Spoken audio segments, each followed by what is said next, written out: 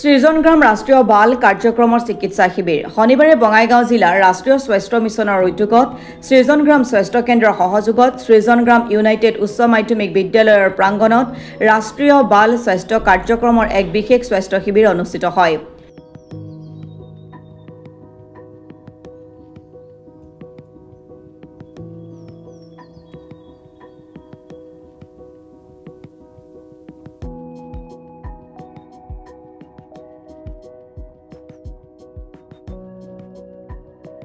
উক্ত শিবিৰত শিশু আৰু কিশোৰ-কিশোৰীসকলৰ বাবে স্বাস্থ্য পৰীক্ষা, বিনামূলীয়া ঔষধ বিতৰণৰ লগতে প্ৰয়োজনীয় পৰামৰ্শ, চিকিৎসা সেৱা আগবঢ়োৱা হয়। এই বিশেষ স্বাস্থ্য শিবিৰত অতি কমেও প্ৰায় ৩৬৬ গৰাকী শিশু, কিশোৰ হিতাধিকাৰীক সামৰি লৈ প্ৰয়োজনীয় ঔষধ যোগানৰ লগতে প্ৰাথমিক প্ৰতিকাৰ পৰামৰ্শ আগবঢ়োৱা হয়।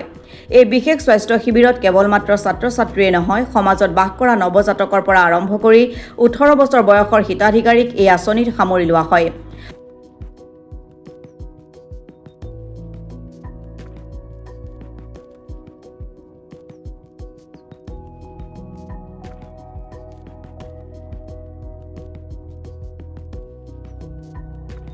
অনুষ্ঠানটো ৰঙা ফিটা কাটি উদ্বোধন কৰে স্বাস্থ্য বিভাগৰ জিলা স্বাস্থ্য সঞ্চালক ডক্টৰ বলেন্দ্ৰ নাৰায়ণ ডেকাই।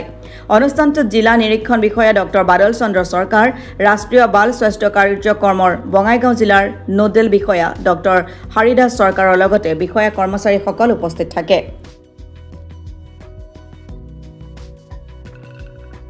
RBSK অৰ্থাৎ ৰাষ্ট্ৰীয় বাল স্বাস্থ্য কাৰ্যক্ৰম, সেই কাৰ্যক্ৰমৰ অন্তৰ্গত আমি আজি ইয়াত এটা স্বাস্থ্য শিবিৰ আয়োজন কৰিছোঁ। আপ টু 18 ইয়াৰ্ছ যিখিনি আমাৰ শিশু আৰু ল'ৰা ছোৱালী থাকে তেওঁলোকৰ আমি স্বাস্থ্য পৰীক্ষা কৰিম। এইটো আমাৰ ডিষ্ট্ৰিক্টত আমি 4খন কৰিছোঁ, কৰি আজি এখন 4th, আগৰ 3খন হৈ গ'ল। এই RBSKটোৰ অৰ্থ হৈছে কি, আমাৰ যিখিনি শিশুখিনিৰ যাতে আমি আৰ্লি অৱস্থাতে তেওঁলোকৰ যিখিনি ডিজিজ থাকে সেইখিনি আমি ডিটেক্ট কৰিব পাৰোঁ আৰু তাৰ কাৰণে যিখিনি আমি চিকিৎসা ল'ব লাগে সেইখিনি ব্যৱস্থা কৰিবৰ কাৰণে আমাৰ এই কেম্পবিলাক আয়োজন হয়। আমি মেইনলি 4টা এই মাহৰ আমাৰ কেম্প এইটো পৰীক্ষা কৰে 4টা বস্তু আমি লক্ষ্য ৰাখিম। এটা হ'ল ডিফেক্ট এট বাৰ্থ, তাৰপিছত ডেভেলপমেণ্ট, চাইল্ড ডেভেলপমেণ্ট দিলে, তাৰপিছত কিবা যদি ডিজিজ থাকে সেই ডিজিজ আৰু কিবা ডেফিচিয়েঞ্চি আছে নাই, শাৰীৰিক কিবা ডেফিচিয়েঞ্চি আছে নাই, সেই গোটেইখিনি আমি চাম। বিভিন্ন স্পেচিয়েলিটি চিকিৎসক আজি আমাৰ ইয়াত আহিছে, পিডিয়াট্ৰিচিয়ান আছে, মেডিচিন স্পেচিয়েলিষ্ট আছে, প্ৰসূতি বিভাগৰ চিকিৎসক আছে, ENT চিকিৎসক আছে, চিকিৎসক আছে।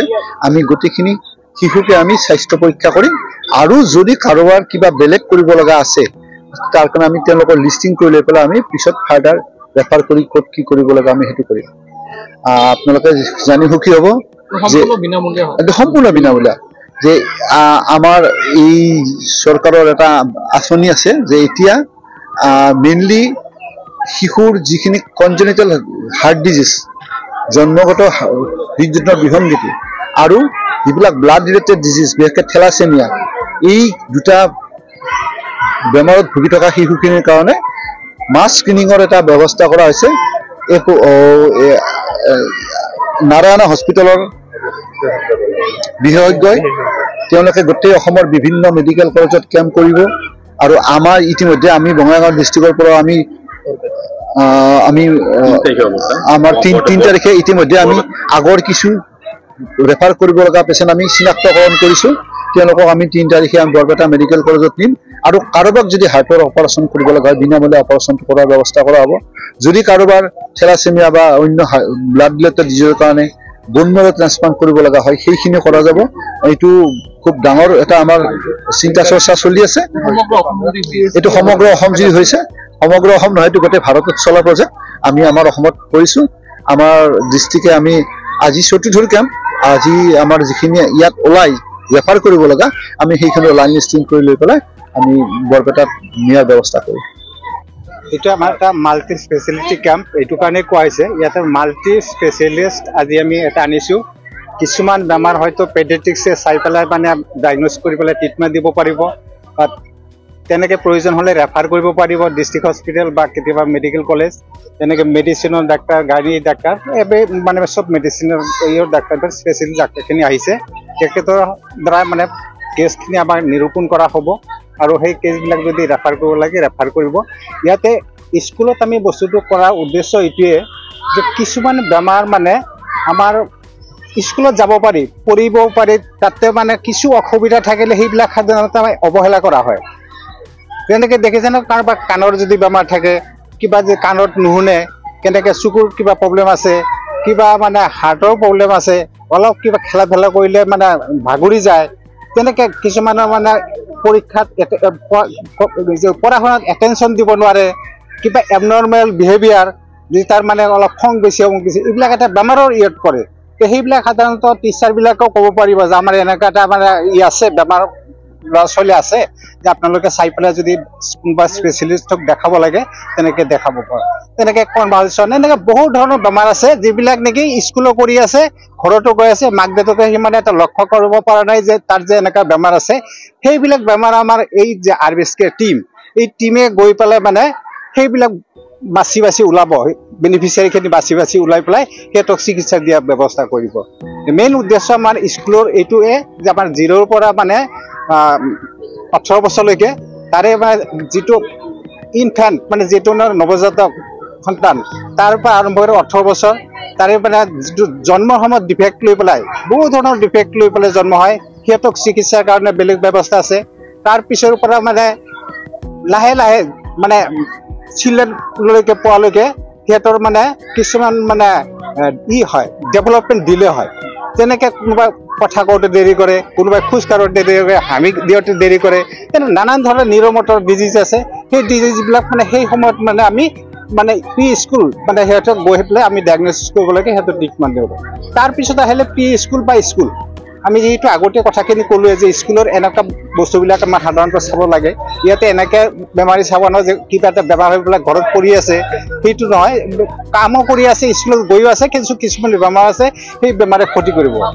আমাৰ আইৰণ ডেফিচিয়েঞ্চি আছে, ল'ৰা ছোৱালী তাৰ মনত নাথাকিব, তাৰ তেনেকুৱা ধৰণৰ বেমাৰ হ'ব। বা কাৰোবাৰ মানে পেলুৰ পৰা কিছুমান মানে ইনফেকশ্যন হৈ আছে পেটত বা সিহঁতৰ, সেইবিলাক দবাই দিব লাগিব।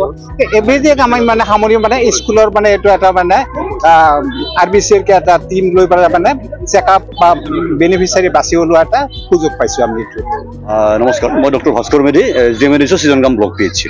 আপোনালোকে ইমান সময়তো গম পালে যে এইটো যিটো প্ৰগ্ৰাম চলি আছে এইটো আণ্ডাৰ RBSK, ৰাষ্ট্ৰীয় বাল সুৰক্ষা কাৰ্যক্ৰম। তো এইটোৰ বিষয়ে আপোনালোকে গোটেইখিনি ক'লে অলৰেডি আমাৰ আগৰ দুজন লোকে। তো মই জাষ্ট ক'ব ওলাইছোঁ এই RBSKৰে আৰু এটা প্ৰগ্ৰাম লঞ্চ হ'ব যিটোৰ নাম RKSK, ৰাষ্ট্ৰীয় কিশোৰ স্বাস্থ্য সুৰক্ষা কাৰ্যক্ৰম। তো ইয়াৰ আণ্ডাৰত আমাৰ এটা প্ৰগ্ৰাম জাষ্ট মই কৈ দিছোঁ যে প্ৰত্যেক গাঁৱতে আমাৰ এটা গ্ৰুপ সৃষ্টি হ'ব। মানে প্ৰত্যেকজনী আচাৰ গাঁৱত, এখন গাঁৱত এজনী আচাৰ থাকে, গতিকে প্ৰত্যেকজনী আচাৰ গাঁৱতে এটা এটা গ্ৰুপ হ'ব। সেই গ্ৰুপৰ মেম্বাৰবিলাকক নাম দিয়া হ'ব পিয়াৰ এডুকেটৰ। তেওঁলোকৰ বয়স হ'ব 12ৰ পৰা 19 বছৰ বয়সলৈকে। অৰ্থাৎ আপোনালোকে গম পাইছে নিশ্চয় যে এই যিটো এডলচেণ্ট পিৰিয়ড আছে, কিশোৰ আৰু কিশোৰী, কিশোৰ কিশোৰীৰ যিবিলাক বেমাৰ আজাৰ বা তেওঁলোকৰ যিটো মনস্তত্বৰ কথা, যিটো চাইক'লজিকেল ডেভেলপমেণ্ট যিবিলাক আছে, এইবিলাক লৈ বিভিন্ন ধৰণৰ আলোচনা ভালদৰে আমাৰ মুকলিকে নহয়। গতিকে পিয়াৰ এডুকেটৰৰ যিটো ছিষ্টেম এইটো হ'ল কি, সেই গাঁৱৰে 2জন ল'ৰা 2জনী ছোৱালী, তেওঁলোকক ট্ৰেইনিং দিয়া হ'ব। ট্ৰেইনিং দি পেলাই তেওঁলোকে সেই গাঁওখনৰ পিয়াৰ এডুকেটৰ হিচাপে কাম কৰিব। তেওঁলোকৰ কামটো হ'ব তেওঁলোকৰ বয়সৰ সেই ৰেঞ্জত যিখিনি ল'ৰা ছোৱালী আছে, যিখিনি ট্ৰেইনিঙত তেওঁলোকৰ কৈশোৰ বয়সন্ধি প্ৰাপ্তৰ যিবিলাক সমস্যা, মনোবৈজ্ঞানিক সমস্যাই হওক বা শাৰীৰিক সমস্যাই হওক, এই সমস্যাবিলাকৰ বিষয়ে তেওঁলোকে শিকি আহিব আৰু তেওঁলোকৰ লগৰ যিখিনি আছে গাঁৱত এইখিনিৰ লগত তেওঁলোকে ভালকৈ আলোচনা কৰিব। এই প্ৰগ্ৰামটো আমাৰ আৰম্ভ হ'ব, লঞ্চ হ'ব। মই জাষ্ট আগতীয়াকৈ আপোনালোকক কৈ দিম। অভয়াপুৰীৰ পৰা ইনামুল আহমেদৰ ৰিপৰ্ট, অসম টুডে।